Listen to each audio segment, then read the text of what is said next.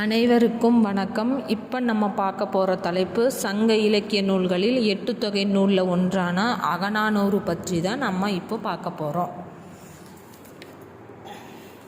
ஆசிரியர் பாவால் அமைந்த அகப்பொருள் பாடல்கள் 400ம் தொகுக்கப்பட்டது அகநானூறு என்ற பெயரால் குறிக்கப்பட்டன. பாண்டியன் உக்கிர பெருவழுதி என்ற மன்னனின் வேண்டுகோளுக்கு இணங்க உப்புரி குடிக்கிழார் மகனார் உருத்திர சன்மனார் என்ற புலவர் இந்த நூலை தொகுத்துள்ளார்.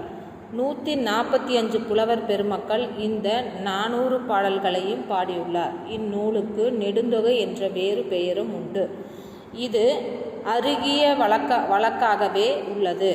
களிற்று யானை நிறை மணிமிடை பவளம் நித்திலக்கோவை என்ற 3 பிரிவுகளை கொண்டது.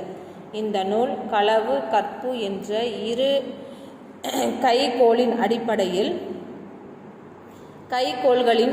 அடிப்படையில் அமைந்த முல்லை குறிஞ்சி பாலை மருதம் நெய்தல் ஆகிய திணைப்பாடல்களை கொண்டது.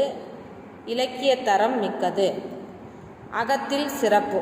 8 தொகை என்ற தொகுப்பில் உள்ள நற்றிணை, குறுந்தொகை, ஐங்குறுநூறு, கலித்தொகை ஆகிய நூல்களும் முழுமையாக அகம் பற்றியே அமைந்துள்ளது. அகத்தை கூறவே எழுந்தன. இருப்பினும் இந்த நூலுக்கே அகம் என்ற சொல் கொடுத்து அகநானூறு என்று வழங்கியுள்ளனர்.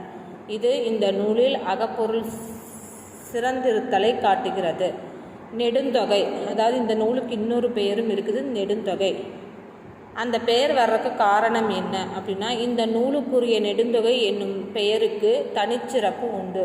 மிக அதிகமான அடிகளை கொண்ட நெடும் பாடல்கள் தனித்தனியாக பெயரிடப்பட்டு 10 பாட்டு என பெயரிடப்பட்டன. சிறு சிறு பாடல்களின் தொகுப்பே 8 தொகை எனப்பட்டது. 8 தொகையில் அகநானூற்றை காட்டுதல், பரிபாடல், கலித்தொகை ஆகிய இரு நூல்களும் மிகுதியான அடிகளை கொண்ட பாடல்களை கொண்டவையாகும். இருப்பினும் அகநானூற்றுக்கே நெடுந்தொகை என்ற பெயர் வழங்கப்பட்டு உள்ளது. இதனால் நெடு என்ற அடிகளின் மிகுதியை குறிக்கவில்லை என்று தெரிகிறது. நெடு என்ற அடைமொழி அகநானூறு பாடல்களில் பொருட்சிறப்பை வெளிப்படுத்துவனவாகவே வழங்கப்பட்டு உள்ளது. சரி, முப்பகுப்பு அப்படிங்கிறத பற்றி இப்போ நம்ம பார்க்க போகிறோம். அகநானூறு 3 பெரும் பகுப்புகளை உடையது. முப்பகுப்பு ஐங்குறுநூறு போல திணை பாடல்களின் எண்ணிக்கையும் கொண்டோ கலித்தொகை போல திணையை அடிப்படையாக கொண்டோ பகுக்கப்பட்டது அல்ல, பாடல்களின் நடை அமைப்பை கொண்டு பகுக்கப்பட்டதாகும். இதுவும் இந்த நூலுக்குரிய தனிச்சிறப்பு ஆகும். அகநானூற்றின் பாயிர பகுதி முன்னுரை பகுதி, அதாவது இப்பகுப்பை காட்டியுள்ளது. 3 பகுப்பிலும் இடம்பெற்றுள்ள பாடல்கள் எவை என்பதை பாயிரத்தை தொடர்ந்து வரும் உரைநடை பகுதி விளக்குகிறது. அதாவது முதல் 125 பாடல்கள் களிற்று யானை நிறை என்றும், 121 முதல் 300 அடி வரை அமைந்த 180 பாடல்கள் மணிமிடை பவளம் என்றும், இறுதி 100 பாடல்கள் நித்திலக்கோவை என்றும் பகுக்கப்பட்டு உள்ளன. அடுத்தது பார்த்திங்கன்னா முறை வைப்பு. சங்க பாடல்களின் முதல் பகுப்பு 10 பாட்டு 8 தொகை என்பதாகும். நெடும் பாடல்கள் 10ம் தனித்து கூறப்பட்டுள்ளது. 8 தொகை நூல்களின் பகுப்பு பல கூறுகளை உடையது. முதல் பகுப்பு பாடுபொருள்களை அடிப்படையாக கொண்டது. பாடுபொருள்கள் அகம் புறம் என்பனவாகும். பல்வேறு புலவர்களால் பாடப்பட்டு ஆசிரியர் பாவால் அமைந்த 400 புறப்பாடல்களின் தொகுப்பு புறநானூறு எனப்பட்டது. 10 புலவர்கள் பாடிய 10 புறப்பாடல்களின் தொகுப்பு 10 எனப்பட்டது. பாடுபொருளால் பிரிக்கப்பட்ட நூல்கள் யாப்பு வகையால் வேறு பகுக்கப்பட்டன. ஆசிரியர்பா, கலிப்பா, பரிபாடல் என்ற யாப்பு வகைகள் இப்பகுப்பிற்கு உரியவை. பல்வேறு புலவர்கள் பாடிய அகம் புறம் தழுவிய பரிபாடல் யாப்பு.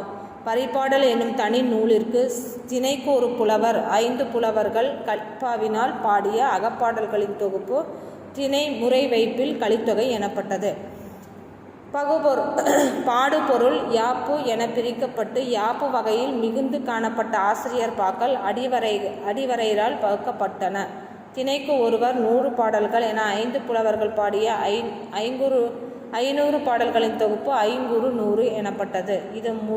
இது 3 அடிகள் முதல் 6 அடிகள் வரையிலான பாடல்களை கொண்டது. 205 புலவர்கள் பாடிய 4 அடிகள் முதல் 8 அடிகள் வரையிலான பாடல்களின் தொகுப்பு குறுந்தொகை எனப்பட்டது. 175 புலவர்கள் பாடிய 9 அடி முதல் 12 அடிகள் வரையிலான பாடல்களின் தொகுப்பு நற்றிணை எனப்பட்டது. 145 புலவர்கள் பாடிய 13 அடி முதல் 31 அடி வரையிலான பாடல்களின் தொகுப்பு அகநானூறு எனப்பட்டது.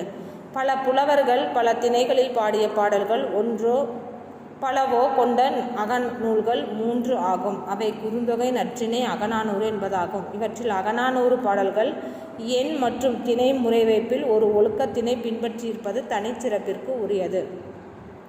பிற செய்திகள். அகநானூற்றில் இடம்பெற்றுள்ள உள்ளுரை, உரிப்பொருள் போன்றவை அகநானூற்றின் சிறப்பு கூறுகளாக அமைந்துள்ளன. இதில் இடம்பெற்றுள்ள வரலாற்று செய்திகள் சிறப்பு கூறுகளாக அமைந்துள்ளது. உள்ளுரை சிறப்பு. உள்ளுரையை பயன்படுத்தி அகநூல்களில் அகநானூறு 4வது இடத்தில் உள்ளது. மொத்தம் 51 பாடல்களில் உள்ளுரைகள் அமைந்துள்ளது. குறிஞ்சி திணையில் 22 பாடல்களில், மருதத்திணையில் 14 பாடல்களில், நெய்தல் திணையில் 11 பாடல்களில், பாலை திணையில் 4 பாடல்களில் ஆக 51 பாடல்களில் உள்ளுரை இடம்பெற்றுள்ளது. முல்லை திணை பாடல்களில் உள்ளுரை இடம்பெறவில்லை. வரலாற்று சிறப்பு. இந்த நூலில் மிகுதியான அளவிற்கு வரலாற்று செய்திகள் இடம்பெற்றுள்ளன. 116 பாடல்களில் ஏறத்தாழ 87 அரசர்கள் மற்றும் படைத்தலைவர்கள் பற்றிய குறிப்புகள் இடம்பெற்றுள்ளன. ஒரு பாடலில் அதாவது 44வது 1 மற்றும் அரசர்கள் 9 அரசர்கள் இடம்பெற்று உள்ளன. இதுவும் இந்நூலுக்குரிய தனிச்சிறப்பு ஆகும். நன்றி, வணக்கம்.